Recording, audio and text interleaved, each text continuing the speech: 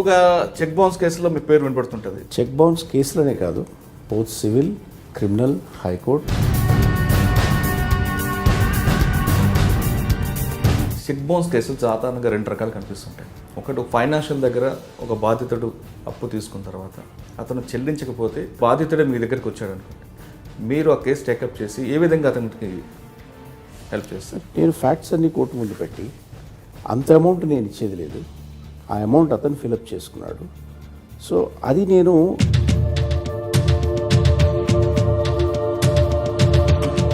ఆ ఫైనాన్స్ ఎగ్గొట్టడానికి కూడా కొంతమంది బాధితులు చెక్కుల్ని పోయిందంటూ చెక్కులు ఇవ్వలేదంటూ రకరకాల బేసిస్. అప్పుడెప్పుడో నేను అక్కడెక్కడో పెట్టాను, ఎవరో తీసేసి ఉంటారు, మరి అది నీ చేతికి ఎలా వచ్చింది, ఇలాంటి కొన్ని డిఫెన్సులు తీసుకుంటుంటారు.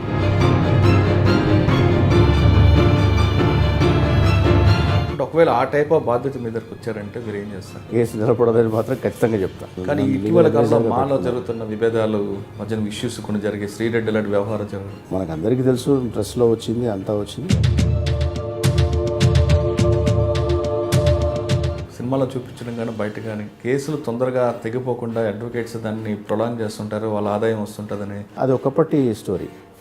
మేము ప్రొలాంగ్ చేయాలనుకున్నా కోర్టులు ప్రొలాంగ్ చేయలేవు. ఇంకా క్రిమినల్ కేసుని చూస్తే మీ దగ్గర ఒక 302లో అతను జడ్జిమెంట్ కూడా కొంచెం తగ్గించేలా చేశారు. అసలు ఆ కేసు ఏం జరిగిందో ఒకసారి, అది మీరు ఇచ్చిన ఆర్గ్యుమెంట్ ఏ విధంగా చేయడం వల్ల కోర్టు కన్విన్స్ అయింది? మర్డర్ అండి అది.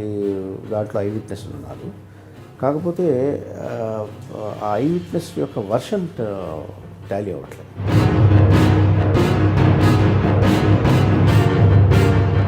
నిఖిల్ రెడ్డి అనే ఒక వ్యక్తి పొడవు అవ్వడానికి కోసం డాక్టర్ దగ్గర హాస్పిటల్కి వెళ్ళడం, అతను కాల్ కట్ చేసిన సమయంలో కొంచెం వివాదం జరగడం, ఆ కేసును కూడా మీరు వాదిస్తున్నారు. సర్జరీ చేస్తే ఇదిగో ఈ ఇబ్బందులు ఉంటాయి, ఇన్ని రోజులు నువ్వు బెడ్ మీద ఉండాల్సి వస్తుంది, ఇదిగో గ్రోత్ ఇంత ఫాస్ట్గా రాదు, ఇదిగో ఇలా వస్తుంది గ్రోత్ ఈ ఏజ్ గ్రూప్లో.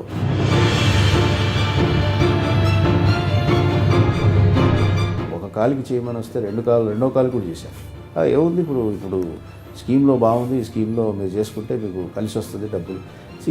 ఇది కాదు డాక్టర్లు చేయాల్సి. దాదాపు 40 రోజులు దీక్షలో ఉండి పవిత్రమైన ప్రదేశం వెళ్తున్నప్పుడు వాళ్ళకు ఒక నమ్మకం, ఒక మూఢనమ్మకాలు ఉంటాయి, వాళ్ళ మనోభావాలు ఉంటాయి.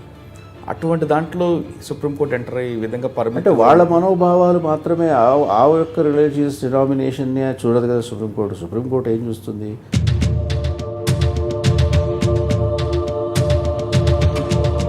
మీ దగ్గరికి ఒక రేప్ చేసిన వ్యక్తి వచ్చి నాకు బెయిల్ కావాలని అడిగితే మీరు ఆ కేసును టేకప్ చేస్తారా? ఆ అమ్మాయి కన్సెంట్ ఇచ్చి తర్వాత రేపు అంటే నేను వాదిస్తాను. అంటే క్షణికావేశంలో మర్డర్ చేసి వస్తే మీరు కాపాడతారా, లేదా కాన్స్పరెన్సీ ఉండి తీసుకొచ్చిన వాడిని కాపాడతారా? ప్రతి వ్యక్తి until the guilt is proved అతను ఇన్నోసెంటే.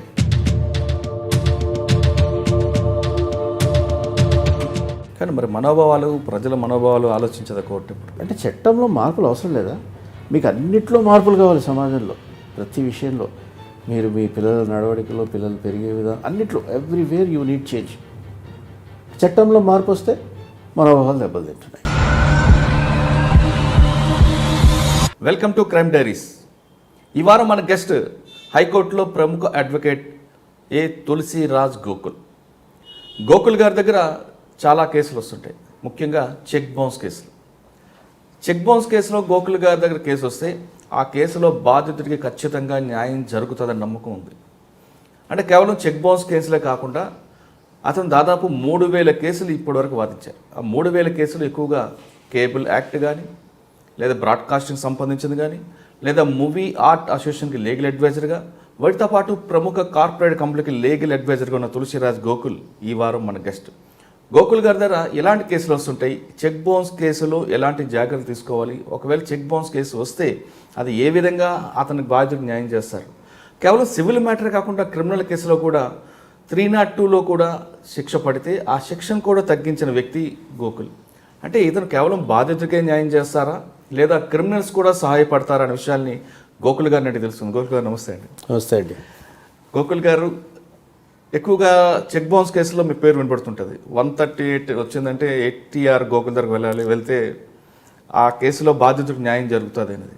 అంటే మీరు ఆ చెక్ బౌన్స్ కేసుల్లో మాత్రమే కాకుండా మిగతా మా అసోసియేషన్ కూడా మీ లీగల్ అడ్వైజర్ ఉన్నారు, ప్రముఖ కంపెనీలు ఉన్నారు. అంటే చెక్ బౌన్స్ కేసుల్లో మీకు ఎందుకు అంత ముద్ర పడిందండి? అంటే నన్ను అలా ట్యాగ్ చేస్తున్నారు చెక్ బౌన్స్ అంటే చెక్ బౌన్స్ కేసులతో పాటు ఇటీవల కాలంలో సుప్రీంకోర్టు ఇష్యూలో 3 వాటి గురించి చెప్పే ముందు ఒకసారి మీ ఫ్యామిలీ బ్యాక్గ్రౌండ్ చెప్పండి. నేను మా ఫాదర్ స్టేట్ బ్యాంక్ ఆఫ్ హైదరాబాద్లో మేనేజర్గా పనిచేశారు. ఆయన 2004లో చనిపోయారు. నేను ఈ ప్రొఫెషన్లోకి 95లో వచ్చాను. సో దాదాపు 23 ఇయర్స్ అయింది ఈ ప్రొఫెషన్లో. చెక్ బౌన్స్ కేసులనే కాదు, బోత్ సివిల్, క్రిమినల్, హైకోర్ట్, ఈ టెలికాం సంబంధించిన టీఆర్ఐ రూల్స్ అండ్ రెగ్యులేషన్స్ మీద వచ్చేటటువంటి ఈ బ్రాడ్కాస్టింగ్ కేబుల్ సంబంధించినటువంటి లిటిగేషన్ అంతా కూడా టీడీశాట్ అనే సపరేట్ ట్రైబ్యునల్ ఉంటుంది ఢిల్లీలో. సో అక్కడ కూడా నేను రెగ్యులర్గా అపీర్ అవుతుంటాను. ఆ టీడీశాట్లో వచ్చినటువంటి ట్రైబుల్ ఇచ్చినటువంటి జడ్జిమెంట్స్ మీద మళ్ళీ నేను సుప్రీంకోర్టు కూడా రెగ్యులర్గా వెళ్తూ ఉంటాను. సో చెక్ బౌన్స్ కేసులు ఏంటంటే, చెక్ బౌన్స్ కేసులు కొద్దిగా ఎక్కువ చేయటం వల్ల బహుశా నా పేరుని చెక్ బౌన్స్ కేసులతో ట్యాగ్ చేసి ఉంటారు. కానీ చెక్ బౌన్స్ కేసుల్లో చాలా కేసులు వెనక్కి తిరిగి చూసుకుంటే చేశాం. సో చాలా కంపెనీస్కి, కార్పొరేట్ కంపెనీస్కి, ఇండివిజువల్స్కి. సో చెక్ బౌన్స్ కేసుల్లో నేను లిటిగెంట్స్కి చెప్పేది ఒకటే, మీరు it's a time bound offence అది. సో ఈ టైమ్ బౌండ్ అఫెన్స్ని మీరు ఆ టైంని దృష్టిలో పెట్టుకొని ప్రాపర్ లీగల్ అడ్వైస్ కింద మీరు యాక్షన్ తీసుకుంటే డెఫినెట్గా రిజల్ట్ ఉంటుంది. ఎందుకంటే డిఫెన్సు చెక్ ఇచ్చి బౌన్స్ చేసిన వాడికి డిఫెన్స్ కొంచెం తక్కువ. ఎందుకంటే ప్రిజంప్షన్స్ మీద వెళ్తుంది అది. నువ్వు పలానా వాడు చెక్ ఇచ్చాడు అంటే ఆ ఏ అమౌంట్ కోసమైతే చెక్ ఇచ్చాడో ఆ అమౌంట్ లీగలీ ఎన్ఫోర్సబుల్ డెట్ యొక్క డిశ్చార్జ్ కింద ఇచ్చాడు అని ఒక ప్రిజంప్షన్ ఉంటుంది చట్టంలో.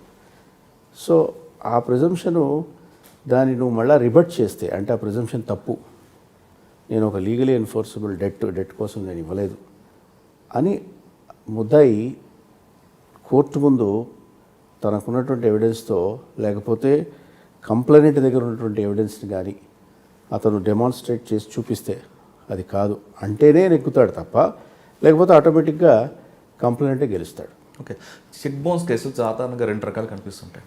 ఒకటి ఫైనాన్షియల్ దగ్గర ఒక బాధితుడు అప్పు తీసుకున్న తర్వాత అతను చెల్లించకపోతే దీన్ని రెట్టింపు వేసి అతను చెక్ వేస్తుంటాడు, ఇక్కడ చెక్ బౌన్స్ అవుతుంది.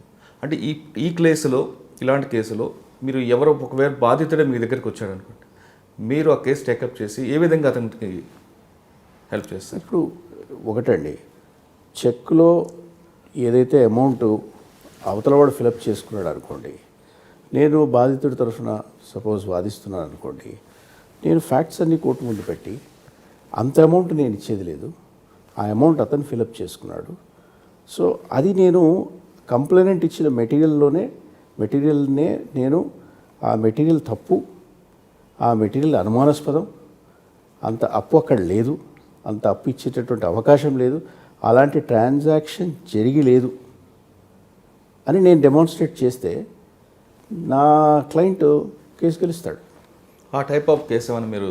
చాలా ఉన్నాయి, అంటే చెప్పుకుంటా పోతే చాలా కేసెస్ ఉన్నాయి. సో ఒక కేసు సుప్రీంకోర్టు దాకా కూడా వెళ్ళింది, అది సెటిల్ అయింది. అంటే అది స్లైట్లీ ఆన్ డిఫరెంట్ ఫుటింగ్. అది అంటే ఒక డైరెక్టర్, కంపెనీలో ఒక డైరెక్టరు చెక్ సైన్ చేయకపోయినా అతన్ని చెక్ బౌన్స్ కేసు కింద అతని మీద చెక్ బౌన్స్ కేసు వేస్తే దాని మీద మనం సికింద్రాబాద్ కోర్టు నుండి అది వాదించి ఫైనల్గా అది సుప్రీంకోర్టుకి వెళ్ళింది. సుప్రీంకోర్టులో మేము ఏదైతే లోవర్ కోర్టులో వాదించామో ఎస్ఎంఎస్ ఫార్మాస్యూటికల్స్ కేసు అని ఉంది, ఆ సుప్రీంకోర్టులో లోవర్ కోర్టులో మేము ఏదైతే వాదించామో అదే సుప్రీంకోర్టు అప్హైల్డ్ చేసింది. ఏ డైరెక్టర్ అయితే ఆ కంపెనీ యొక్క వ్యవహారాలతో సంబంధం ఉండి ఆ వ్యవహారాలు నడుపుతున్నటువంటి డైరెక్టరు మాత్రమే బాధ్యుడు తప్ప, నామినల్గా ఎంతోమంది డైరెక్టర్లు ఉంటారు కంపెనీలో, సో వాళ్ళు బాధ్యులు కాదు అని ఆ జడ్జిమెంట్ సుప్రీంకోర్టు చెప్పింది. ఇప్పుడు రెండో కేసులో తీసుకుంటే బాధితుడు ఫైనాన్స్ తీసుకున్న తర్వాత ఆ ఫైనాన్స్ ఎగ్గొట్టడానికి కూడా కొంతమంది బాధితులు చెక్కుల్ని పోయిందంటూ, చెక్కులు ఇవ్వలేదంటూ రకరకాల కేసెస్. ఒకవేళ ఆ టైప్ ఆఫ్ కేసు మీ దగ్గరకు వచ్చిందనుకోండి, మీరు ప్రతి కేసు ఆ కేసు యొక్క పూర్వపరాలు, ఆ కేసు యొక్క ఫ్యాక్ట్స్ అండ్ సర్కమ్స్టెన్సెస్ని బట్టి డిసైడ్ అవుతాయి. ఇప్పుడు ఎవరైనా అట్లాంటి డిఫెన్స్ తీసుకుంటే ఆ డిఫెన్స్ ప్రూవ్ చేయాలి. ఊరికే తాత్కాలికంగా ఆ రోజు వ్యవహారం ఎగ్గొట్టడానికి నేను ఏదో చెక్కు పోయింది లేదా నా చెక్కు చోరీ అయింది, అప్పుడెప్పుడో నేను అక్కడెక్కడో పెట్టాను ఎవరో తీసేసి ఉంటారు, మరి అది నీ చేతికి ఎలా వచ్చింది, ఇలాంటి కొన్ని డిఫెన్సులు తీసుకుంటుంటారు. నా దృష్టిలో అలాంటి డిఫెన్సెస్ కాలం చెల్లిందని నేను అనుకుంటాను. లా బాగా ట్రాన్స్ఫార్మ్ అయ్యింది. సో నా దృష్టిలో అవి అలాంటి డిఫెన్సెస్ అన్నిటికీ కాలం చెల్లిన డిఫెన్సెస్ అవన్నీ. అంటే ఒకవేళ ఆ టైప్ ఆఫ్ బాధ్యత మీ దగ్గరకు వచ్చారంటే మీరు ఏం చేస్తారు? నేను డెఫినెట్గా ఆ బాధితుడికి నేను ఇలాంటి డిఫెన్స్లు నువ్వు తీసుకుంటే కేసు నిలబడదని మాత్రం ఖచ్చితంగా చెప్తాను. కాబట్టి టెక్నికాలిటీస్, ఆ case it's a time bound offence, తర్వాత దాంట్లో టెక్నికాలిటీస్ ఉన్నాయి. ఆ టెక్నికాలిటీస్ని బట్టి మనం కేసు నడిపించాలి తప్ప నా చెక్కు వాస్తవానికి నిజంగా చెక్కులు పోయి కొన్ని సందర్భాల్లో నిజంగానే చెక్కులు పోయి ఉంటాయి, పోకూడదని అట్లా ఏం లేదు. But you should have a proper evidence, అంటే ప్రాబబుల్ ఎవిడెన్స్ ఉండాలి. కరెక్టే, ఈయన ఇన్స్ట్రుమెంట్స్ పోగొట్టుకున్నాడు, ఈ ఇన్స్ట్రుమెంట్స్ అబ్యూజ్ అయ్యాయి, ఎవరైతే చెక్ వేశాడో కంప్లైనెంట్ ఆయన చేతికి ఈ చెక్కు కరెక్ట్గా ఇతనిచ్చింది కాదు, అతని చేతికి ఈ చెక్కు ఏదో రూపంలో వచ్చింది అని మనం చెప్పగలిగేటటువంటి ఎవిడెన్స్ నా క్లయింట్ దగ్గర ఉంటే అది డెఫినెట్గా నేను డెమాన్స్ట్రేట్ చేస్తాను కోర్టులో.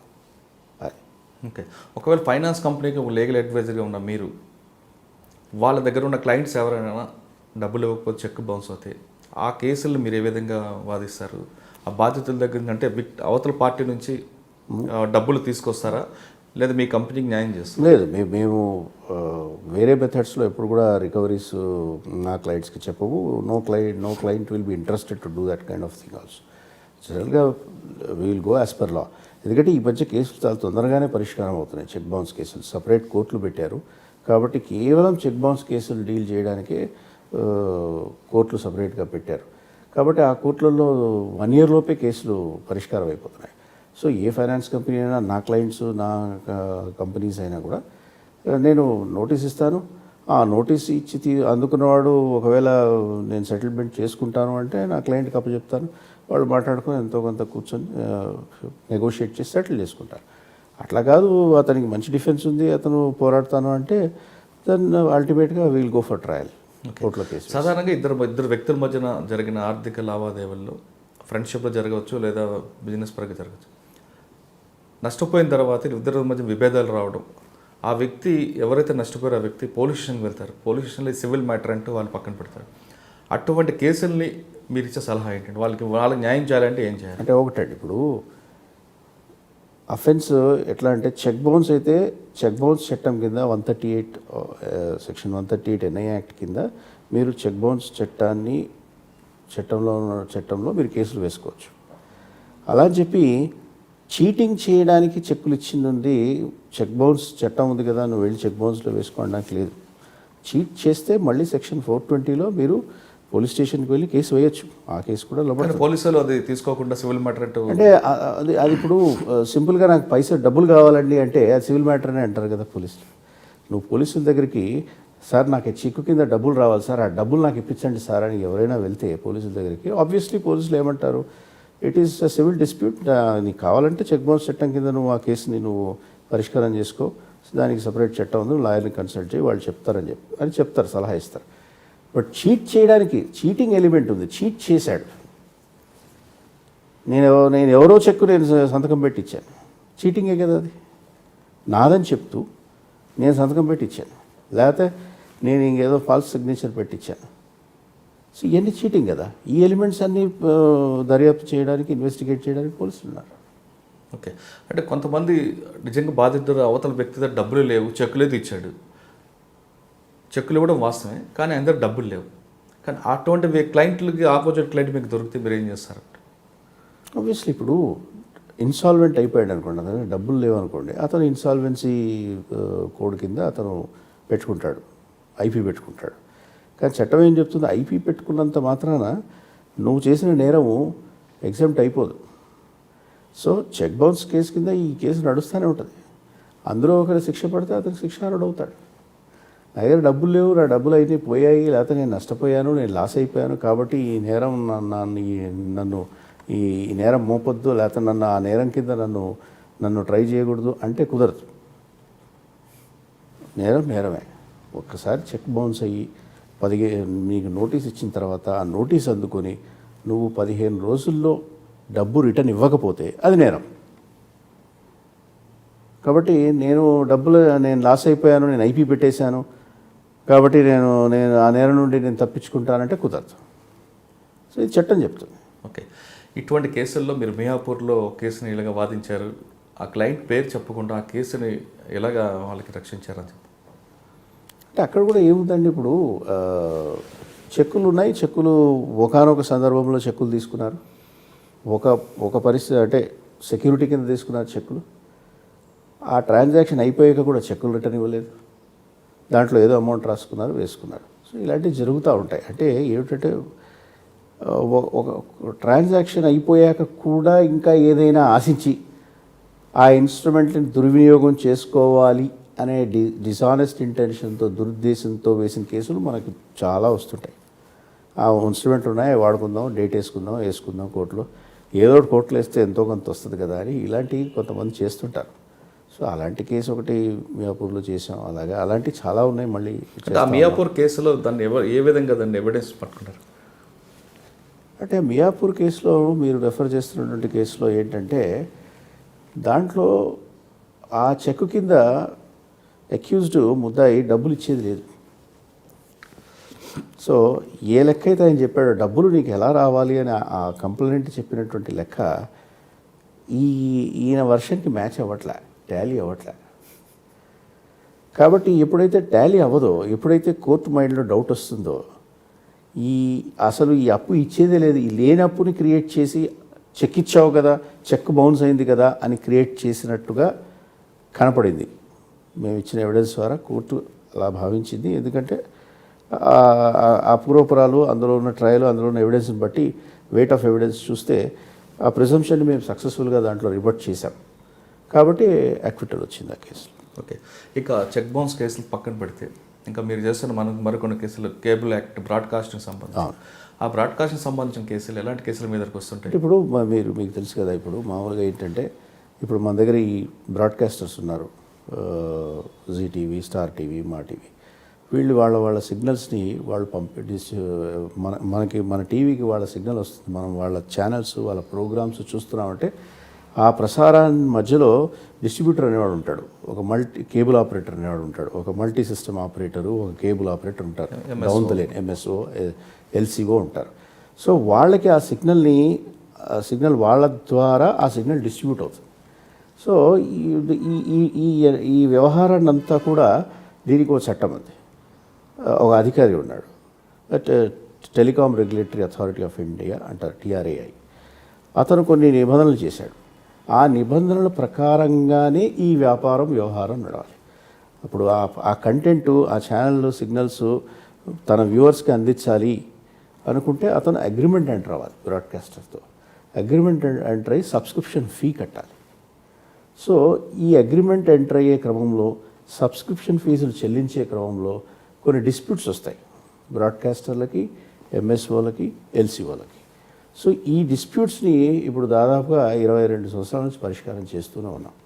వీటికి ప్రత్యేకంగా ఒక కోర్టు పెట్టారు. మామూలుగా సివిల్ కోర్టుకి జ్యూరిస్డిక్షన్ లేదు కాబట్టి వీటికి ప్రత్యేకంగా ఢిల్లీలో ఒక కోర్టు పెట్టారు, టెలికాం డిస్ప్యూట్స్ అప్లైట్ ట్రిబ్యునల్ అని.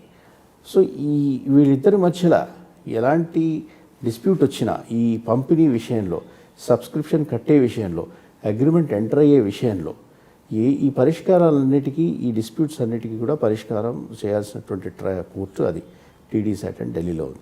సో మేము రెగ్యులర్గా ఇప్పుడు దాదాపు ఇన్ని సంవత్సరాల నుంచి మేము వెళ్తున్నాం, ఎంతోమందికి పరిష్కారాలు.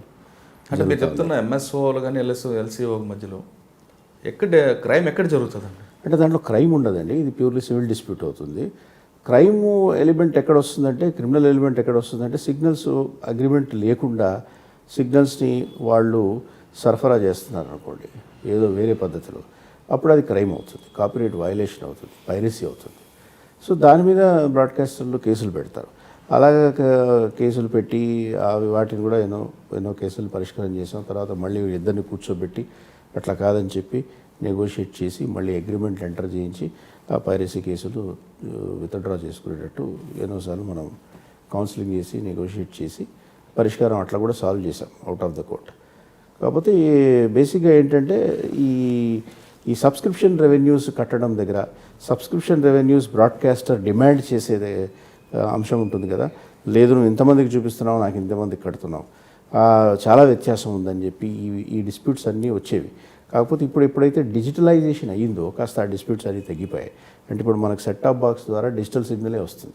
కాబట్టి ఆ డిజిటల్ సిగ్నల్ వస్తున్నప్పుడు సెట్ టాప్ బాక్స్ ద్వారా నీ ఎంతమంది వ్యూ చేస్తున్నారు, అందులో SMS సిస్టమ్ ఉంది, కండిషనల్ యాక్సెస్ సిస్టమ్ ఉంది. కాబట్టి ఎంతమంది వ్యూ చేస్తున్నారు, ఎంతమంది పలానా బ్రాడ్కాస్టర్ మా టీవీ ఎంతమంది చూస్తున్నారు, ఈటీవీ ఎంతమంది చూస్తున్నారు, జీటీవీ ఎంతమంది చూస్తున్నారు, స్టార్ టీవీ ఎంతమంది చూస్తున్నారు తెలుస్తుంది. కాబట్టి దానికి లెక్క కట్టి డబ్బులు ఆ టారిఫ్ ప్రకారంగా ఇవ్వటం జరుగుతుంది. కాబట్టి ఇప్పుడు కొంత ట్రాన్స్పరెన్సీ అనేది ఉంది. కాబట్టి ఈ వ్యాపారంలో కాస్త ఆ పాత డిస్ప్యూట్స్ అన్నీ తగ్గిపోయాయి. ఎందుకంటే టెక్నాలజీ మారింది, కంట్రీ డిజిటలైజేషన్ అయిపోయింది ఈ సిగ్నల్స్ ఈ బ్రాడ్కాస్టింగ్ రంగంలో. కాబట్టి ఈ డిస్ప్యూట్స్ తగ్గించడానికి, ప్రభుత్వానికి కరెక్ట్గా రెవెన్యూ రావడానికి, ఈ లెక్క కరెక్ట్గా ఉండడానికి, ట్రాన్స్పరెన్సీ కోసం ఈ మార్పులన్నీ చేశారు కేబుల్ చట్టానికి.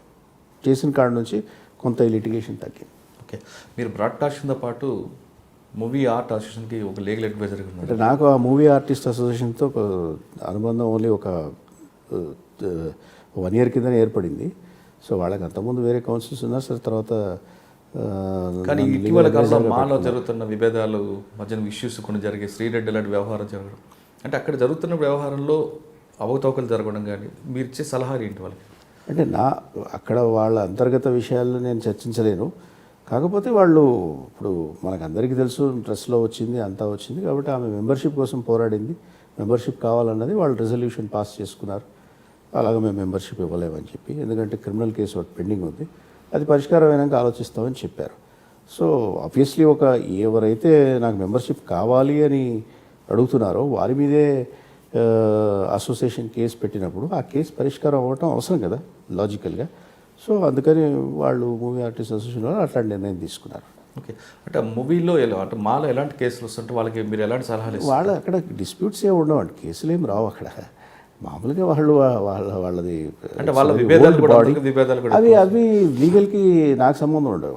వాళ్ళల్లో విభేదాలు వస్తే వాళ్ళంతా పెద్దలు కూర్చుంటారు, పరిష్కారం చేసుకుంటారు. వాటికి అంటే ఏదైనా లీగల్ అడ్వైస్ కావాలి, ఏదైనా సమస్య పరిష్కారానికి లీగల్ యాంగిల్ ఉంది, దీంట్లో లీగల్ ఒపీనియన్ తీసుకోవాలి అంటే డెఫినెట్గా వాళ్ళు మీ దగ్గరికి ఈ సంవత్సరం నుంచి ఎలాంటి సలహాల కోసం వచ్చారు? అంటే మామూలుగా ఇప్పుడు వస్తున్నటువంటి ఎవరీ ఇష్యూస్ ఏవైతే వస్తున్నాయో దాంట్లో లీగల్ పర్స్పెక్టివ్ ప్రకారంగా ఏదైనా లీగల్ ఒపీనియన్ తీసుకోవాలంటే ఇప్పుడు బయట ఈ కేబుల్ కాస్టింగ్ మీద చాలా చర్చ జరిగి చాలా ఎంతోమంది మాట్లాడుతున్నారు. సో ఆ కేబుల్ కాస్టింగ్ విషయమే అందరూ కూర్చొని, ఇండస్ట్రీలో అందరూ కూర్చొని ఒక బాడీ లాగా వేసుకొని దాన్ని పరిష్కరించాలని ఒక రిడ్రెసల్ బాడీ ఒకటి పెట్టుకొని వాళ్ళు చేస్తూ ఉన్నారు. బికాస్ అది రిక్వైర్డ్. కాబట్టి సొసైటీ యొక్క వాయిస్ని కూడా వాళ్ళు గ్రహించాలి, వాళ్ళ డిమాండ్స్ని కూడా వాళ్ళు పరిష్కారం చేయాలని ముందుకొచ్చి వాళ్ళు ఒక బాడీ లాగా పెట్టుకొని వాళ్ళు చేస్తున్నారు. ఓకే, ఇవి కాకుండా కార్పొరేట్ కంపెనీకి లీగల్ అడ్వైజర్ ఉంటుంటారు. కార్పొరేట్ కంపెనీలు ఏ టైప్ ఆఫ్ మీద అడ్వైస్ తీసుకుంటుంటారు? అంటే ఇప్పుడు కార్పొరేట్ కంపెనీస్ అంటే వాళ్ళ యొక్క ఫంక్షనింగ్ బేసికలీ అంటే వాళ్ళ ఆపరేషన్స్ కాకుండా ఇప్పుడు ఏదైనా డెట్స్, డ్యూస్, డిస్ప్యూట్స్, అగ్రిమెంట్స్, తర్వాత వాళ్ళు కాంట్రాక్ట్స్లో ఏదైనా ఒపీనియన్స్, తర్వాత వాళ్ళు ఎవరితో ట్రాన్సాక్ట్ చేస్తారో అక్కడ వాళ్ళకి ఏమైనా ఇష్యూస్ వస్తాయి, ఇలాంటివి ఉంటాయి కార్పొరేట్లో బేసిక్గా. సాధారణంగా సినిమాలో చూపించడం కానీ బయట కానీ కేసులు తొందరగా తెగిపోకుండా అడ్వకేట్స్ దాన్ని ప్రొలాంగ్ చేస్తుంటారు, వాళ్ళ ఆదాయం వస్తుంటుందని సినిమాలో చూపిస్తున్నారు. అది వాస్తవం అంటే ఇప్పుడు మేము ప్రొలాంగ్ చేయాలనుకున్నా అది ఒకప్పటి స్టోరీ. మేము ప్రొలాంగ్ చేయాలనుకున్నా కోర్టులు ప్రొలాంగ్ చేయలేవు. కోర్టులు ఎప్పటికప్పుడు సుప్రీంకోర్టు జడ్జిమెంట్స్ ఎట్లా ఉన్నాయంటే కేసులు పరిష్కరించాలి, అన్నెసెసరీ అడ్జర్న్మెంట్స్ ఇవ్వకూడదు అనేవి ఎప్పటికప్పుడు వస్తూనే ఉన్నాయి. అండ్ అవి టోటల్గా 100% ఇంప్లిమెంట్ అవుతున్నాయని నేను అనను. కాకపోతే ఆ క్యూరియాసిటీ ఉంది, ఆ కాన్షియస్నెస్ అనేది బాగా పెరిగిపోయింది. ఇప్పుడు దాన్ని సంవత్సరాలు పెట్టుకొని డ్రాగ్ చేసి ఎప్పటికో అది ఆ కాన్సెప్ట్ పోయింది. ఇప్పుడు ఒక సివిల్ కేసు వేసుకున్నాం మనం సివిల్ కోర్టులో, less than 3 years judgement decree వచ్చేస్తుంది. సో కేసుల సంఖ్య పెరిగింది కానీ అంటే కొన్ని కేసులు పార్టీషన్ మ్యాటర్స్ ఇట్లాంటివి ఉంటాయి. దాంట్లో ఏంటంటే మల్టిపుల్ లిటిగేషన్ ఉంటుంది, ఎంతోమంది పార్టీలు ఉంటారు, నాకింత షేర్ కావాలి, అది కొలికి రానివ్వరు. సో అలాంటి కేసులు కోర్టులో చాలా నలుగుతాయి. అయినప్పటికీ ఇప్పుడు చూడండి, మీరు గమనించండి, లోక్ అదాలత్ బాగా యాక్టివ్ అయిపోయి, కోర్ట్స్ అన్నీ యాక్టివ్ అయిపోయి లోక్ అదాలత్లు పెడతా ఉన్నారు. మెగా లోక్ అదాలత్లు అది ఫ్రీక్వెంట్గా పెడుతున్నారు. అది పెడుతున్నారు, ప్లస్ కంటిన్యూస్గా లోక్ అదాలత్లు ఉంటున్నాయి. సో ఈ రోజుల్లో పరిష్కారం పార్టీలో కొలిక్కొచ్చి పరిష్కారం చేయాలి, క్లోజ్ చేసుకోవాలంటే I think it's now the system has become very complaint. అంటే చాలా ఈజీగా ఉంది, సులువుగా ఉంది. మేము ఇంకా మేము ఇంకా పోరాటం చేయదలుచుకోలేదు, మేము వీ వాంట్ కాంప్రమైజ్ అంటే ఎంత ఎలిమెంట్ ఆఫ్ కాంప్రమైజ్ ఉన్నా కూడా కోర్టులు లోక్ అదాలత్కి రెఫర్ చేసేసి మీరు పరిష్కారం చేయండి అని చెప్పి వాళ్ళ టైం సేవ్ చేసుకుంటూ, ప్లస్ పరిష్కారం వైపు ఆలోచిస్తూ రెఫర్ చేసుకుంటూ ఈ కేసుల్ని పరిష్కరిస్తూనే ఉన్నారు. సో నేను అంటే టోటల్గా నేను చెప్పను అసలు కోర్టులలో ఏం పనులు జరగట్లేదు, కేవలం వాయిదాలే ఇస్తున్నారు కోర్టులలో అని మాత్రం నేను చెప్పాను. ఓకే, ఇంకా క్రిమినల్ కేసుని చూస్తే మీ దగ్గర ఒక 302లో అతనికి జడ్జిమెంట్ కూడా కొంచెం తగ్గించేలా చేశారు. అసలు ఆ కేసు ఏం జరిగింది ఒకసారి, అది మీరు ఇచ్చిన ఆర్గ్యుమెంట్ ఏ విధంగా చేయడం వల్ల కోర్టు కన్విన్స్ అయింది? దాంట్లో ఏంటంటే ఇప్పుడు ఒక 302 కేసులో లైఫ్ పడింది లోవర్ కోర్టులో. దాన్ని ఏ పాయింట్ అయితే మనం లోవర్ కోర్టులో చెప్పామో అది లోవర్ కోర్టు అప్రిషియేట్ చేయలేదు, సరే నమ్మలేదు, అది లైఫ్ ఇంప్రెజన్మెంట్ ఇచ్చారు. ఆ కేసు పూర్తిగా అంటే అది ఏమన్నా అది మర్డర్ అండి, అది దాంట్లో ఐ విట్నెస్లు ఉన్నారు. కాకపోతే ఆ ఐ విట్నెస్ యొక్క వర్షన్ టాలీ అవ్వట్లేదు, అంటే ఇంప్రాబబుల్ వర్షన్ అనమాట. అంటే చూసిన వాళ్ళ కథనము ఇప్పుడు నలుగురం చూసాం మనం ఒక నేరాన్ని, నలుగురు చెప్పే కథనం ఒకలాగా లేదు. నలుగురు ఐ విట్నెస్లు అంటున్నారు, కానీ మన కళ్ళతో చూస్తే ఏం జరిగిందో అదే చెప్తాం. చిన్న చిన్న డిస్టార్షన్, చిన్న ఏమంటారు ఇన్కన్సిస్టెన్సీస్ ఉంటే కోర్టులు పట్టించుకోవు. కానీ మెటీరియల్గా ఒక వర్షను టాలీ అవ్వట్లేదు, మళ్ళీ అందరం చూసామంటున్నారు. సో అక్కడ అలాంటి ఇష్యూస్ ఉన్నాయి ఆ కేసులో. ఆ ఇష్యూస్ ఉండడం వల్ల అప్రిసియేషన్ ఆఫ్ ఎవిడెన్స్ సరిగ్గా జరగలేదు. ఎందుకంటే చాలా చెప్పే కథనం అంటే ఆక్యులర్ అకౌంట్ అనేది డిఫరెంట్గా చెప్తున్నారు నలుగురు. అంటే ఏం జరిగిందన్న మర్డర్ అంటే వాళ్ళ ముందు ఒక మనిషిని ఇంకో మనిషి చంపేశాడు, వాళ్ళ కళ్ళ ముందే. కాబట్టి చంపేస్తున్నప్పుడు అందరం మేము అరుపులు చూసి వచ్చామంటున్నారు. వచ్చిన వాళ్ళు ఒక్కొక్కరు ఒక్కొక్క వర్షం చెప్తున్నారు. ఒకడేమో కింద కూర్చొని కొట్టాడు అంటాడు, ఒకడేమో పైన కూర్చొని కొట్టాడు అంటాడు, ఒకడేమో కింద పడిపోయాడు అంటాడు, ఒకడేమో దాంతో కొట్టాడు దీంతో కొట్టాడు అని చెప్తున్నాడు. So the whole account was doubtful. అంటే మర్చిపోయి ఉండొచ్చు కదా. అంటే ఎలా మర్చిపోతారు? ఇప్పుడు వాళ్ళ స్టేట్మెంట్స్ అని అప్పుడే తీసుకున్నారు కదా, సంఘటన జరిగినప్పుడే తీసుకున్నారు. వాళ్ళు సాక్ష్యం చెప్పడానికి ఎక్కువ రోజులు ఏం పట్టలేదు. సాక్ష్యం చెప్పడానికి 1.5 year తర్వాత సాక్ష్యం స్టేజ్కి వచ్చింది, వాళ్ళు సాక్ష్యం చెప్పారు. ఆల్రెడీ వాళ్ళ మెమరీని రిఫ్రెష్ చేస్తారు పబ్లిక్ ప్రాసిక్యూటర్ గారు. సో మర్చిపోయారు, లేకపోతే ఇది ఎప్పుడో జరిగిందో 50 సంవత్సరాల కిందట అని చెప్పడానికి లేదు. సో వాళ్ళు చూసింది వాళ్ళు చెప్పారు, ఆ స్టేట్మెంట్స్ రికార్డ్ చేశారు. మళ్ళీ వాళ్ళని ట్రయల్కి వచ్చినప్పుడు కూడా పబ్లిక్ ప్రాసిక్యూటర్ వాళ్ళ మెమరీ రిఫ్రెష్ చేస్తాడు. చేసిన తర్వాత వాళ్ళు చెప్పడమే, ఆ స్టేట్మెంట్స్లోనే వాళ్ళు ఏదైతే చెప్పారో అందులోనే తేడా ఉంది. ఓకే, ఫస్ట్లోనే. సో అక్కడ ఏదో తేడా ఉంది. సో అది బెనిఫిట్ ఆఫ్ డౌట్ అంటారు. ఆ బెనిఫిట్ ఆఫ్ డౌట్ కింద మళ్ళీ హైకోర్టు ఇద్దరు న్యాయమూర్తులు ఉన్నటువంటి ధర్మాసనం దాన్ని మళ్ళీ నిశ్చితంగా ఎవిడెన్స్ని అప్రిషియేట్ చేసి బెనిఫిట్ ఆఫ్ డౌట్ కింద 10 సంవత్సరాలు శిక్షను తగ్గించారు. ఓకే, మీ దగ్గర మీ సర్వీస్లో ఒక మంచి క్లయింట్కి, అంటే ఒక పేదవాడు వచ్చిన క్లయింట్కి న్యాయం చేశాను, ఇది నా జీవితంలో మర్చిపోలేనిది ఒక జడ్జిమెంట్ ఉందని? అంటే ఇప్పుడు అలా చెప్పాలంటే ఆలోచించి చూసి చెప్పాలి.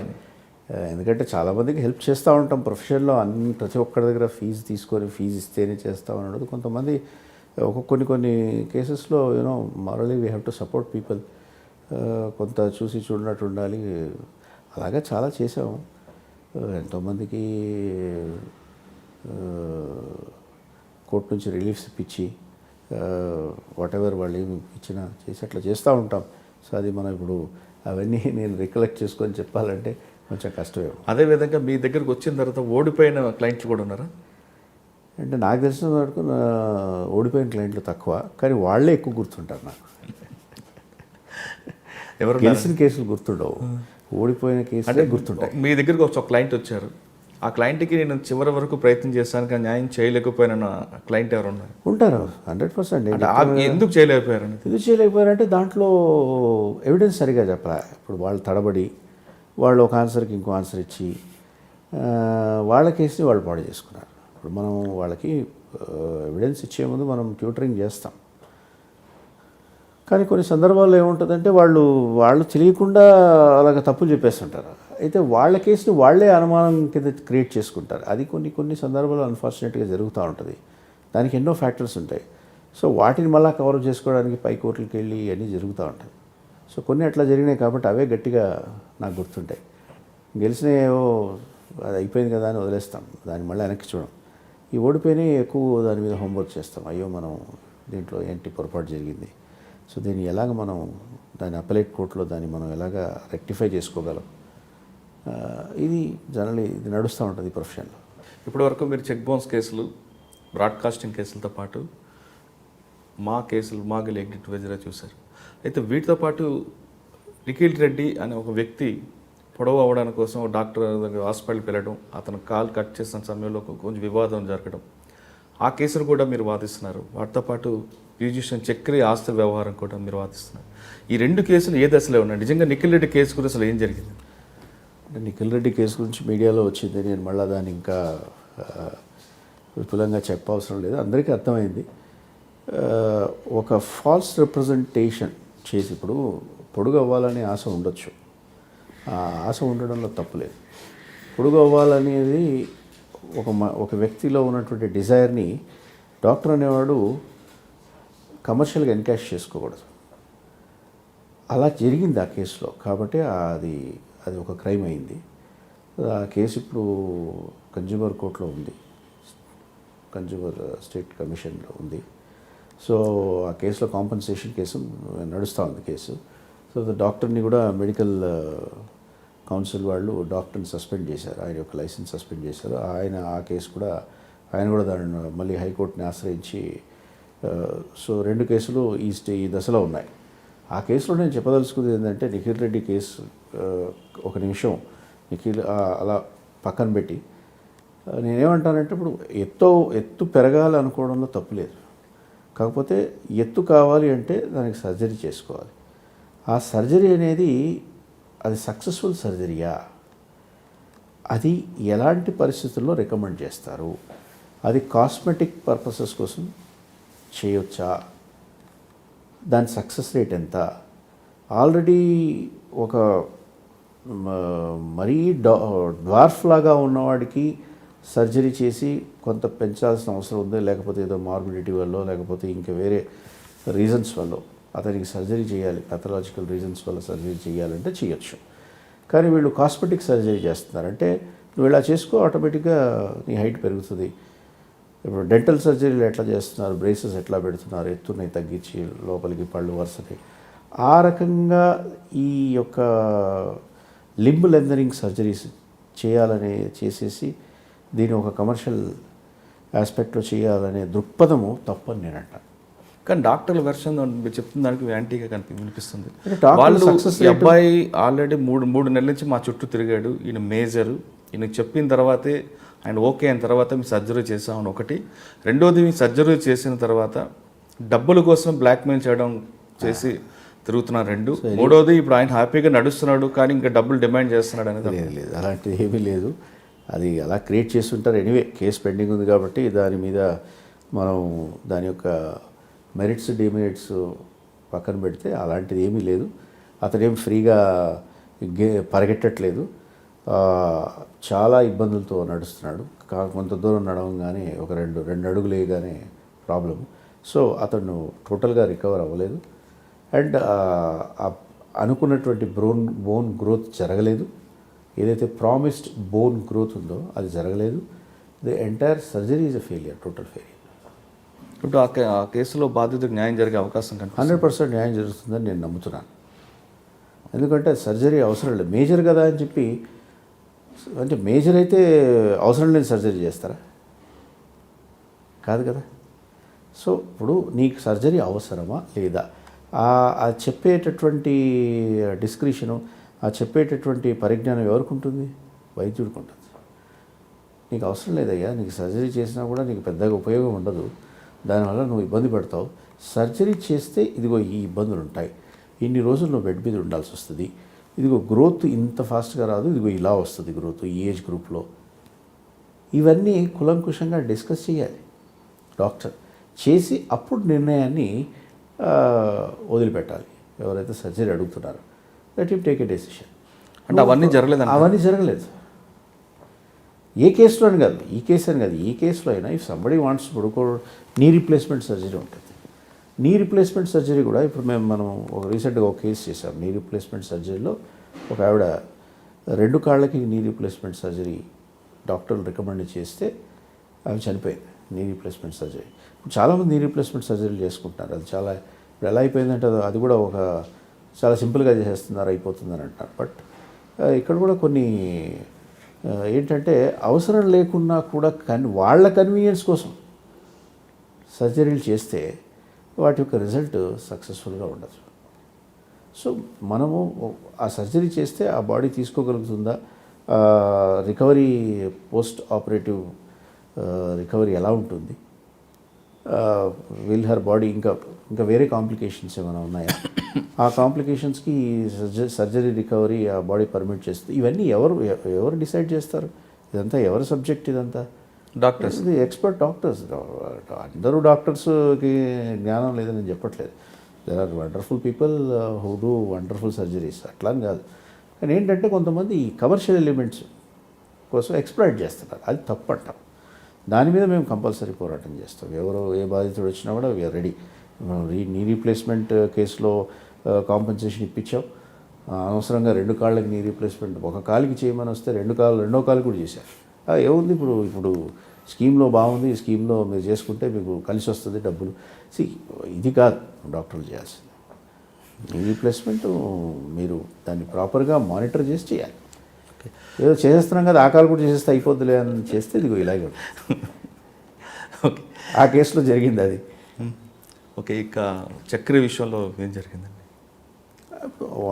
ఆయన విషయంలో ఇప్పుడు కేసు పెండింగ్ ఉంది. వాళ్ళ యొక్క ఫ్యామిలీ మెంబర్స్ మధ్యలో ఆ మీడియాలో అంతా వచ్చింది, మీరు చూశారు, అందరికీ తెలుసు.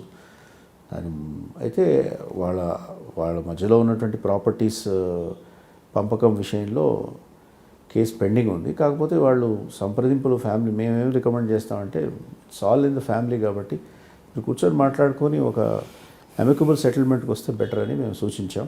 కాబట్టి వాళ్ళు ఆ ప్రాసెస్లో ఉన్నారు. కానీ ఆ వివాదం జరుగుతున్న టైంలో సినీ పెద్దలు కొంతమంది రాజీ కుదుర్చారు, అప్పుడు కొంత ఆమె తగ్గింది, తర్వాత మళ్ళీ ముందుకు ఎందుకు వచ్చింది? రాజీ కుదర్చలేదు, రాజీ విఫలమైంది కాబట్టే కోర్టు బెట్లెక్కింది. రాజీ జరిగితే ఇంకా కోర్టుకు రావాల్సిన అవసరం లేదు కదా. రాజీ జరగలేదు, ఆమెకు న్యాయం జరగలేదు. అంటే ఆ పరిష్కారం అనేది ఏదో సూచించారు, బట్ అది కార్యరూపం దాల్చలేదు. కాబట్టే తను కోర్టును ఆశ్రయించింది. ఆ కేసు ఇంకా నడుస్తూ ఉంది. ఈ మధ్యకాలంలో సెటిల్ చేసుకుంటే బాగుంటుందని సూచించాం.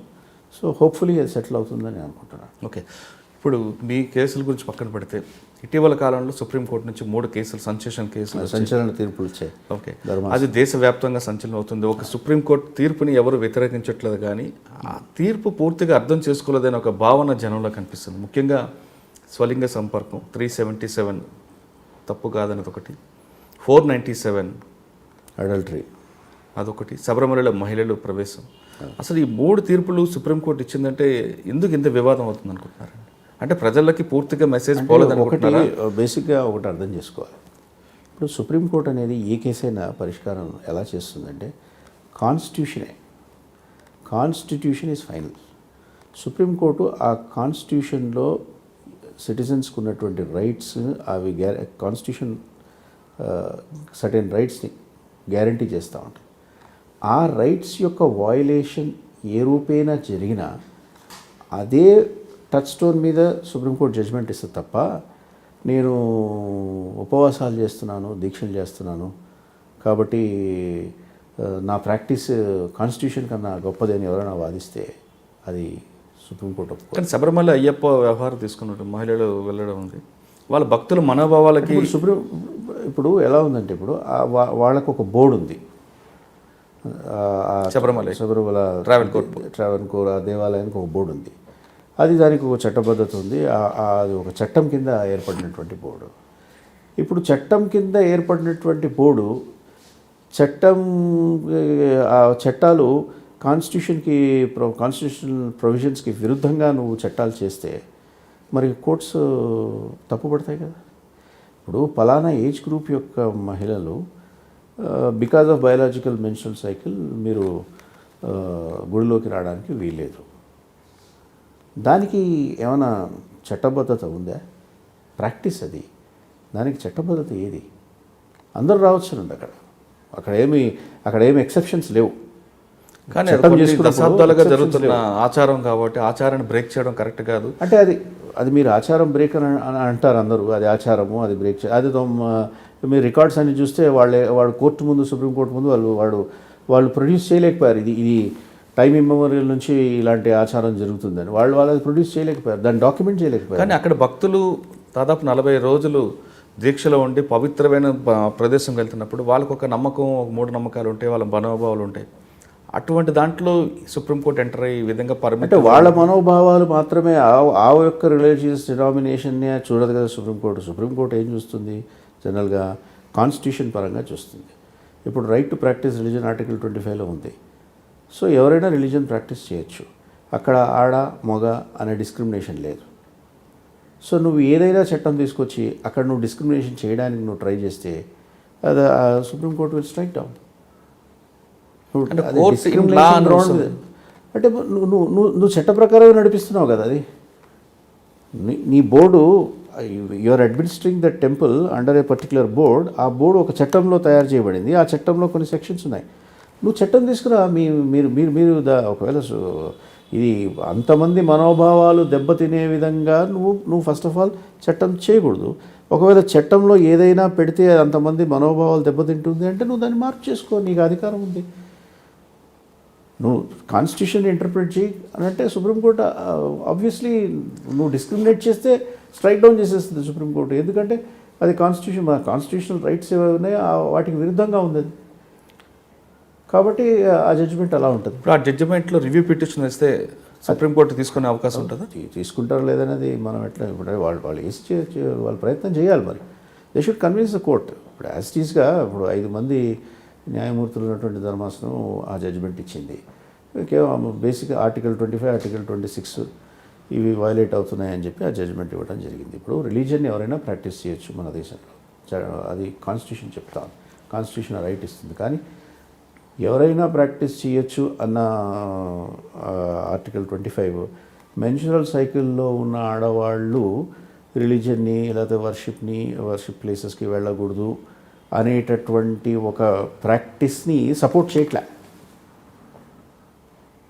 ఆర్టికల్ 25. ఇప్పుడు మొన్న సుప్రీంకోర్టు ఇచ్చిన జడ్జిమెంట్ శబరిమలలో ఇంప్లిమెంట్ కాలేదు అంటే కంటెంప్ట్ ఆఫ్ కోర్టు కింద వస్తుందా, లేదా అక్కడ మనోభావాలు దెబ్బతింటున్నాయి కాబట్టి లా అండ్ ఆర్డర్ ప్రాబ్లం వస్తుంది కాబట్టి అది ఇంప్లిమెంట్ చేయలేకపోవటం? అంటే ప్రభుత్వం మేము ఇంప్లిమెంట్ చేయము, మా జనాలందరూ ఒప్పుకోవట్లేదు, ఇక్కడ అందరి మనోభావాలు దెబ్బతింటున్నాయి కాబట్టి మేము చేయమని చెప్పలేదే గవర్నమెంట్, కేరళ గవర్నమెంట్. కానీ ఒక మహిళ కూడా లోపలికి వెంటరు కదా. They are in the process of implementation. అది మనం ఇట్ ఈస్ టూ అర్లీ అంటే మనం ఇప్పుడు అది కంటెంప్ట్ అని చెప్పలేము. We cannot say it's too early to say. కొంతమంది సెక్సులు కావాలని సుప్రీంకోర్టు పేరుతో మా నెత్తి మీద బండ పెట్టారని వాళ్ళు ఆరోపిస్తున్నారు. చూడండి, ఇప్పుడు రకరకాల వాయిసెస్ వస్తాయి. Democratic country, what ever supreme court says is the law of this land. So నీకు నచ్చకపోతే నువ్వు ఏమన్నా చెప్తావు, అది అట్లా కాదు, ఇది ఇట్లా కాదు. జడ్జిమెంట్ చదువు, జడ్జిమెంట్ పూర్తిగా అర్థం చేసుకో. అంటే జడ్జిమెంట్ ఊరికి అట్లా ఇచ్చారు కదా, అన్నీ నిశ్చితంగా పరిశీలించి కాన్స్టిట్యూషనల్ ప్రావిజన్స్ని పెట్టి చెక్ చేసి ఈ ప్రాక్టీస్ కరెక్టా కాదా, డిస్క్రిమినేషన్ ఉందా లేదా, ఇది కాన్స్టిట్యూషనల్ ప్రావిజన్స్ని ఏమైనా వయలేట్ చేస్తుందా లేదా, ఇవన్నీ చూశాకే ఇస్తారు. వీళ్ళకి నచ్చింది అని చెప్పి వాళ్ళకి ఇచ్చేయటం, వీళ్ళు బాధపడతారు, ఈ సెక్షన్ వాళ్ళు బాధపడతారని చెప్పి ఇవ్వకపోవటం అలా ఉండదు. So what ever the supreme court decides that is the law of the land. We cannot దీని మీద డిబేట్ ఏదైతే జరుగుతుంది. అక్కడ law and order problem create అవుతుంది కాబట్టి అది దృష్టిలో పెట్టుకొని లా అండ్ ఆర్డర్ కంట్రోల్ చేయడానికి ఒక ధర్మాసనం law of the land implement చేయడంలో లా అండ్ ఆర్డర్ ప్రాబ్లం అనేది ఇది ఇట్స్ నాట్ కరెక్ట్. వాళ్ళు దాన్ని ఇంప్లిమెంట్ చేయడానికి వాళ్ళ దగ్గర ఎంటైర్ మెషినరీ ఉంది and they are bound to implement the law passed by the supreme court. Okay, ఇక శబరిమల ఇష్యూ పక్కన పెడితే 377 వ్యవహారం కూడా అదొక చర్చ అయింది. చూడండి, అది ఇప్పుడు 377 కానీ తర్వాత ఈ 497 కానీ ఇవన్నీ కూడా ఏంటంటే చాలా ఓల్డ్ సెక్షన్స్. సమాజంలో ఎన్నో మార్పులు వస్తున్నాయి. సమాజంలో వచ్చే మార్పుల్ని కూడా న్యాయమీమాంస అంటారు, జ్యూరిస్ప్రుడెన్స్. ఇవన్నీ ఈ మార్పులను దృష్టిలో పెట్టుకొని ఇంకా ఓల్డ్ చట్టాలను పట్టుకొని మనం తప్పు తప్పు తప్పు అంటే ఎలా? కానీ మన భారతీయ సాంప్రదాయం వేరు, పాశ్చాత్య సాంప్రదాయం వేరు. ఇప్పుడు ఒక మహిళ మగ పురుషుడు పెళ్లి కాకముందు కలిసి ఉండడం అంటే మనది అంటే ఎక్స్క్లూజివ్ మనకి అట్లా ముద్ర ఏమీ లేదు కదా. ఇప్పుడు మన దేశంలో అన్ని రిలీజియన్స్ వాళ్ళు ఉన్నారు. It's sovereign republic. అన్ని రిలీజియన్స్ వాళ్ళు ఉన్నారు, అన్ని మతాల వాళ్ళు ఉన్నారు, అన్ని ఎవరికి వాళ్ళకి స్వేచ్ఛ, right to practice religion, article 25 చెప్తాం. సో వాటికి బ్యాలెన్స్ చేస్తూ చెయ్యాలి. కాన్స్టిట్యూషనల్ కోర్ట్స్ ఇవన్నీ దృష్టిలో పెట్టుకొని వీటన్నిటినీ పరిగణలోకి తీసుకొని ఇచ్చింది. మీరు ఏ జడ్జిమెంట్ చూసినా కూడా ఈ విషయం ఏదో అలాగా స్లిప్ షార్ట్గా ఇచ్చారని చెప్పడానికి లేదు. కానీ మరి మనోభావాలు, ప్రజల మనోభావాలు ఆలోచించదా కోర్టు ఇప్పుడు? అంటే మనోభావాలు అంటే దానికి ఏంటి యాడ్ స్టిక్ ఏంటి? మనోభావాలు అంటే అది ఒక అందరు మనోభావాలే, అందరికీ మనోభావాలు. వీళ్ళ మనోభావాలు దెబ్బతిన్నాయి, ఇంకోరు మనోభావాలు మరి బాగానే ఉన్నాయి. మరి ఎట్లా చెప్తాం మనం? ఇప్పుడు అక్కడికి ఆ జడ్జిమెంట్ సుప్రీంకోర్టు ఇచ్చిన తర్వాత ఏజ్ గ్రూప్ బిట్వీన్ 10 and 50 మధ్యలో వాళ్ళందరూ మేము వెళ్తాం, మేము స్వామిని దర్శనం చేసుకుంటాం అని చెప్పి వస్తున్నారు. మరి వాళ్ళని ఏమనాలి? కానీ వాళ్ళ సంఖ్య తక్కువ ఉంది. కానీ అదే చెప్తున్న ఏజ్ గ్రూప్ మహిళలు, అది కేరళలో మహిళలు కూడా పూర్తిగా రోడ్డు మీద వచ్చి అడ్డుకుంటున్నారు. అంటే ఇప్పుడు జడ్జిమెంట్ ఇచ్చిన తర్వాత జడ్జిమెంట్ని అలా వాచ్ చేయలేవు. ఇది ఎలా ఉంది? కానీ మహిళలే పూర్తిగా వ్యతిరేకిస్తున్నారు కేరళలో. మహిళలు కూడా వస్తామంటుంటే మహిళలే వ్యతిరేకిస్తున్నారు కదా. మిగతా మహిళలు మేము వస్తామండి అని అంటుంటే కానీ వాళ్ళ సంఖ్య తక్కువ ఉంది, సంఖ్య ఎక్కువ ఉంది. ఇప్పుడు జడ్జిమెంట్ ఇచ్చారు అంటే జడ్జిమెంట్ ఇచ్చారు కదా అని చెప్పి దాన్ని మేము ఇక ఇష్టం లేకపోయినా లేకపోతే మాకు ఆచారాన్ని పక్కన పెట్టిపోం అని ఏ మహిళలు వెళ్ళరు. నేను అనుకుంటున్నాను అట్లా ఏం జరగట్లేదు. భక్తికి సంబంధించింది. భగవంతుని దగ్గరికి వెళ్ళాలి అనుకున్నప్పుడు వాళ్ళు వెళ్తారు. జడ్జిమెంట్ చూసి చదివి ఎవరు వెళ్ళరు గుళ్ళకి. కాబట్టి వాళ్ళకి భక్తి ఉన్నప్పుడు వాళ్ళు వెళ్తారు. సో ఆ డిస్క్రిమినేషన్ తగదు. కాన్స్టిట్యూషనల్ పరంగా ఆ డిస్క్రిమినేషన్ తగదు. అది కాన్స్టిట్యూషనల్ ప్రొవిజన్స్కి విరుద్ధంగా ఉంది. మీరు అలా డిస్క్రిమినేట్ చేయడానికి లేదు అని చెప్పి జడ్జిమెంట్ ఇచ్చింది సుప్రీంకోర్టు. సో ఇప్పుడు ఇవాళ జడ్జిమెంట్ వచ్చింది, కానీ అంతకుముందు అయితే ఎవరు ఆ ఏజ్ గ్రూప్ వాళ్ళు అయితే ఎవరు వెళ్ళట్లేదు. ఇవాళ జడ్జిమెంట్ని ఆసరా చేసుకొని ఎవరైనా వెళ్ళాలనుకుంటే దాన్ని మీరు ఆపలేరు, ఎందుకంటే it is law of land.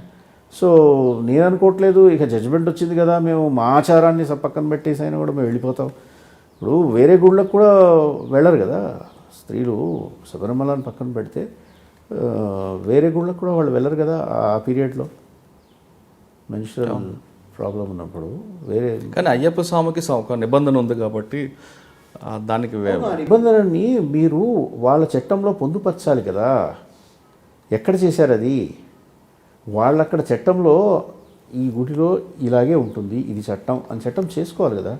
ఒకవేళ చట్టం చేస్తే దాన్ని సుప్రీంకోర్టు కన్సిడర్ చేస్తుందా? ఆ చట్టం మళ్ళీ నీకు కాన్స్టిట్యూషన్కి వ్యతిరేకంగా ఉంటే డెఫినెట్గా సుప్రీంకోర్టు వస్తుంది పిక్చర్లో. ఓకే, ఇక భార్యాభర్తల మధ్యన ఉన్న నమ్మకం, ఆ నమ్మకానికి వ్యతిరేకంగా ఇద్దరు కలిసి ఉంటే అది తప్పు లేదు అంటూ చెప్పడం అనేది ఎంతవరకు కరెక్ట్ అంటే అది ఆ జడ్జిమెంట్ని ఆ అడల్టరీ జడ్జిమెంట్ని బాగా వక్రీకరిస్తున్నారు మీడియాలో. నేను చెప్పేది ఏంటంటే అలా కాదు. ఇప్పుడు ఏమవుతుందంటే అక్రమ సంబంధం ఒక స్త్రీతో పెట్టుకుంటే ఇంకొకరి భార్యతో పెట్టుకుంటే అక్రమ సంబంధం అదేమవుతుంది? అక్కడ శిక్ష ఎవరికి పడుతుంది? ఓన్లీ మేల్కే పడుతుంది. అక్రమ సంబంధం పెట్టుకున్నోడికే పడుతుంది. ఆ స్త్రీ నాతో అక్రమ సంబంధం ఆమె కంప్లైంట్ ఇచ్చుకోలేదు, ప్లస్ అక్రమ సంబంధంలో భాగస్వామి అయినటువంటి ఆ స్త్రీకి శిక్ష లేదు. కానీ ఆమె భర్త కంప్లైంట్ ఇస్తే ఇతని మీద కేసు అవుతుంది కదా. అదే చెప్తున్నాను, కానీ భార్య మీద అవ్వట్లే. సో ఇది డిస్క్రిమినేషన్ కాదా? అప్పుడు అంటే చట్టంలో మార్పులు అవసరం లేదా? మీకు అన్నిట్లో మార్పులు కావాలి సమాజంలో, ప్రతి విషయంలో. మీరు మీ పిల్లల నడవడికలో, పిల్లలు పెరిగే విధానం అన్నిట్లో ఎవ్రీవేర్ యూ నీడ్ చేంజ్. చట్టంలో మార్పు వస్తే మనోభావాలు దెబ్బతింటున్నాయి. సుప్రీంకోర్టు ఏం చెప్పింది? Parliament has got power. Parliament మళ్ళీ ఇంకో చట్టం చేయొచ్చు కదా. సుప్రీంకోర్టు ఇచ్చినటువంటి ఇండికేషన్స్ని మైండ్లో పెట్టుకొని మీరు చట్టం తేవచ్చు కదా. ఎవరొద్దన్నారు? మీరు తేరు. అదేమో ఓల్డ్ చట్టము, దాంట్లో డిస్క్రిమినేషన్ ఉంది అంటే ఆడ మనిషికి శిక్ష అయితే లేదు, మగవాడికి మాత్రమే శిక్ష ఉంది. ఇది ఓల్డ్ లా, ఎప్పుడుదో లా. సో సుప్రీంకోర్టు అంది ఇది ఓల్డ్ లా, దీన్ని కొట్టేయండి, స్ట్రైక్ ఆఫ్ చేసేసింది. సేమ్ థింగ్ 377లో కూడా. అంటే అది వింత పోకడలు అన్నది అది ఇప్పుడు క్రిటిసిజం అనేది ఇష్టం వచ్చినట్టు క్రిటిసిజం, అది వింత పోకడలే ఉంది. Male to male, male to female to female అట్లా కాదు కదా. మీరు ఇప్పుడు ఒకటి మనం జెన్యున్గా ఆలోచించాలి, కన్స్ట్రక్టివ్గా ఆలోచించాలి. ఇప్పుడు సెక్స్ ఉంది, మేల్ ఫీమేల్ సెక్స్ మాత్రమే మనకు తెలుసు. కానీ బయాలజికల్ ప్రాబ్లమ్స్ వల్ల, జెనెటికల్ ప్రాబ్లమ్స్ వల్ల ఈ నాకే తెలియదు నేను ఏ సెక్స్ అన్న వాళ్ళు ఉంటారు. మరి వాళ్ళ పరిస్థితి ఏంటి? అంటే వాళ్ళకి జీవించే, అంటే ఒక డిగ్నిటీతో జీవించే హక్కు లేదా వాళ్ళకి? ఏం చేయాలి? వాళ్ళు తీసి బయటపడేయాలా? మనం ఇంట్లో ఒక జంతువుని తెచ్చుకుంటాం, ఒక కుక్కని తెచ్చుకొని మనం చక్కగా పెంచుకుంటామే. Just because he has got some problem where he is unable to decide his sex or he belongs to a third degree, third sex. So వాళ్ళకి హక్కులు ఉండకూడదా? వాళ్ళకి ఇంకా కాన్స్టిట్యూషన్లో ఉన్నటువంటి రైట్స్ అవన్నీ కూడా వాళ్ళకి వర్తించవా? ఇదేనా మరి ఎదుగుతున్న సమాజంలో? ఇదేనా మనం ఇది ఎదిగినట్టు ఆ సమాజం? అట్లా అని చెప్పి నేరమే. అది నేరం అంటే మీరు పార్లమెంట్లో చట్టం తీసుకురండి. అట్లా కాదు, ఇట్లా చేస్తే ఇది నేరం అని చెప్పి. అన్యాచురల్ సెక్స్, ఇదిగో ఈ రకమైనటువంటి అన్యాచురల్ సెక్స్ చేస్తే ఇది నేరం, ప్రకృతికి విరుద్ధంగా మీరు చేసేది నేరం. ఆ ప్రకృతి క్రియేట్ చేస్తుంది అటు ఇటుగా జెండర్ని. దాంట్లో ఎవరైనా దోషం ఉందా? వాళ్ళు పుట్టిన దాంట్లో దోషం ఏముంది? ఇప్పుడు అందరు పుట్టినట్టే పుడుతున్నారు, కానీ they have some problem. So వాళ్ళకి ఇంకా రైట్స్ లేవా? అయితే నువ్వు ఈ ప్రాబ్లంతో ఉన్నావు, ఇంకా నువ్వు చావనే అనేనా మనం చెప్పాలి? ఇట్లా కాదు కదా. పర్సన్ అన్నప్పుడు it includes male female, it also includes this third sex. ఇప్పుడు జరుగుతున్న చర్చల నేపథ్యంలో ఇప్పుడు కరెక్ట్ జడ్జిమెంటు జనానికి వెళ్ళలేదని అనుకుంటున్నారా? లేదా దీన్ని మ్యానిపులేట్ చేసి ఇది పబ్బం గడుపుకొని కొంతమంది రాజకీయ నాయకులు కానీ కొంత సంఘాలు కానీ అవుతున్నాయని మీరు అనుకుంటారు? ఒక యాజ్ ఎ లాయర్గా ఏం చెప్తున్నారు? చూడండి, చట్టసభలు చట్టాలను చేస్తాయి, ఇది అందరికీ తెలుసు. ఆ చట్టాల్లో ఉన్నటువంటి ఏదైనా సెక్షనో చట్టమో కాన్స్టిట్యూషన్ గ్యారంటీ చేస్తున్నటువంటి రైట్స్కి విరుద్ధంగా ఉంటే, విరుద్ధమని భావిస్తే, విరుద్ధమని తేలితేనే కాన్స్టిట్యూషనల్ కోర్ట్స్ అయినటువంటి హైకోర్టు, సుప్రీంకోర్టు వాటిని కొట్టేస్తాయి. ఇది జరుగుతుంది. This is a continuous process. నాకు నచ్చితే ఒకలాగా మాట్లాడడం, నాకు నచ్చకపోతే ఇంకోలాగా విపరీతంగా మాట్లాడడం, జడ్జిమెంట్ని వక్రీకరించి మాట్లాడడం. ఒకటి అర్థం చేసుకోండి, కాన్స్టిట్యూషనల్ కోర్ట్, ఎపెక్స్ కోర్ట్ ఏదైనా జడ్జిమెంట్ పాస్ చేస్తే that is the law of the land. కాబట్టి మీకు రివ్యూ ప్రొవిజన్ ఉంది, మీకు నచ్చలేదు రివ్యూ వేసుకోండి, లేకపోతే చట్టం చేయండి. అంతేగాని అది ఎలా అవుతుంది? వాళ్ళెవరు ఇవ్వడానికి? ఇది ఈ మధ్యకాలంలో నేను మీడియాలో చూస్తున్నాను, ఇలా మాట్లాడుతున్నారు. వాళ్ళకేం తెలుసు? వాళ్ళు అట్టట్లు ఇచ్చేస్తారు, ఇట్టట్లు ఇచ్చేస్తారు, దీని మీద అదొచ్చేస్తుంది, ఇది వచ్చేస్తుంది, ఇది మొత్తం ట్రెడిషనల్. ఇప్పుడు కన్జర్వేటివ్గా ఆలోచించే వాళ్ళు ఉంటారు సమాజంలో, ఓపెన్గా ఆలోచించే వాళ్ళు ఉంటారు. It's a combination of different mind sets. So ఒక supreme court will only decide a case on the basis of the constitution. Constitution అనే భూతద్దాన్ని పెట్టి చట్టాలని సుప్రీంకోర్టు చూస్తుంది. అది సుప్రీంకోర్టు పని. సుప్రీంకోర్టు తన పని తను చేసుకుంటుంది తప్ప వీళ్ళకెవరికో మనోభావాలు దెబ్బతీస్తుందట, సో వాళ్ళకి నచ్చినట్టు నేను ఇస్తాను, వీళ్ళకేదో మనోభావాలు కాస్త ఇలా ఇస్తే వీళ్ళ మనోభావాలు బాగా ఎస్టీమ్ పెరుగుతుంది కాబట్టి వీళ్ళకి నచ్చినట్టు ఇలా కోర్టులు ఫంక్షన్ చేయవు. ఏ దేశం అలా కోర్టులు ఫంక్షన్ చేస్తే it will be total failure of the system. Okay sir, ఫైనల్గా చెప్పండి, మీ దగ్గరికి ఒక రేప్ చేసిన వ్యక్తి వచ్చి నాకు బెయిల్ కావాలని అడిగితే మీరు ఆ కేసును టేకప్ చేస్తారా, లేదా విక్టిమ్ తరపు నుండి నాకు డబ్బులు వస్తున్నాయి కదా అని క్లయింట్గా మీ తరపున క్లయింట్గా చూస్తారా, లేదా విక్టిమ్ తరపు నుండి ఈ కేసు నేను చేయనని పంపిస్తారా? ఆ అమ్మాయి కన్సెంట్ ఇచ్చి తర్వాత రేపు అంటే నేను వాదిస్తా. అమ్మాయి ఆ చర్యకి పూర్తిగా కన్సెంట్ ఇచ్చి తర్వాత ఏదో దురుద్దేశంతో అబ్బాయి మీద రేప్ అని పెడితే నేను వాదిస్తా. కానీ రేప్ చేస్తే మాత్రం నేను 100% వాదించాను. అదేవిధంగా 302 ఇప్పటివరకు వాదించలేదు కూడా. 302 అంటే క్షణికావేశంలో మర్డర్ చేసి వస్తే మీరు కాపాడతారా, లేదా కాన్స్పరెన్సీ ఉండి తీసుకొచ్చిన వాడు కాపాడతారా? ఇప్పుడు న్యాయవాదులం మేము, అన్ని కేసులు వాదించాలి. వాదించకూడదా? మొరాలిటీస్ వేరు. మారల్గా నాకు నచ్చలేదు అనుకోండి, నేను వాదించను. ప్రొఫెషనల్గా నేను వాదించాలి. ఎందుకంటే ప్రతి వ్యక్తి until the guilt is proved అతను ఇన్నోసెంటే. అది మన చట్టం చెప్తుంది. అతని మీద నేరం రుజువు అయ్యే వరకు, ప్రూవ్ అవ్వనంత వరకు అతను ఇన్నోసెంటే. కాబట్టి నాకు మారల్లీ నచ్చలేదు అనుకోండి, I have every right to say నేను వాదించానండి అని చెప్పొచ్చు. కాబట్టి అలాంటి కేసులు ఒకవేళ మారల్గా నాకు ఏది నచ్చకపోతే డెఫినెట్గా నేను వాదించాను. ఒక ఫైనల్గా చెప్పండి, అసలు మీరు కమర్షియల్ అడ్వకేటా, నాన్ కమర్షియల్ అడ్వకేట్? అంటే నాకైతే commercial, non commercial advocates categories ఏం లేవు. సో నేను కమర్షియల్ అని చెప్పాను, నాన్ కమర్షియల్ అని చెప్పాను. నేను సాధ్యమైనంత వరకు నా శక్తి మేరకు నా క్లయింట్స్కి రిలీఫ్ ఇవ్వడానికే ప్రయత్నం చేస్తాను. ఇక దాన్ని కమర్షియల్ అంటారా, నాన్ కమర్షియల్ అంటారా అది నాకు తెలియదు. ఓకే, ఏటీఆర్ గోకుల్ గారు తన దగ్గరకు వచ్చే క్లయింట్కి న్యాయం చేకూర్చే వరకు చేస్తానని, కానీ కమర్షియల్ అనేది పక్కన పెడితే అతని దగ్గరికి వచ్చే 138 కేసులు ఏ కేసు వచ్చినా ఖచ్చితంగా న్యాయం అవుతుందని మాత్రం తెలుగు రాష్ట్రాల్లో ఒక పేరుంది. చెక్ బౌన్స్ కేసులు ఏది వచ్చినా ఏటీఆర్ గోకుల్ దగ్గరికి వెళ్తే ఆ కేసులో బాధితుడికి ఖచ్చితంగా న్యాయం జరుగుతుంది. ఏదో 1-2 కేసులు ఫెయిల్ అవ్వచ్చు అని మాత్రం ఉంది. కాబట్టి ఎవరైనా సరే లీగల్గా కానీ సలహాలు కావాలన్నా, లేదా ఇటువంటి ఆర్థిక నేరాల్లో కానీ మోసాలు జరిగితే ఖచ్చితంగా ఏటీఆర్ గోకుల్ దగ్గరికి వెళ్ళాలి అని కోరుకుందాం. ఇది ఈ వారం ఏటీఆర్ గోకుల్తో ఎక్సలెంట్ ఇంటర్వ్యూ. వచ్చే వారం మరో గెస్ట్తో మళ్ళీ కలుద్దాం. అంతవరకు నమస్కారం. నమస్తే.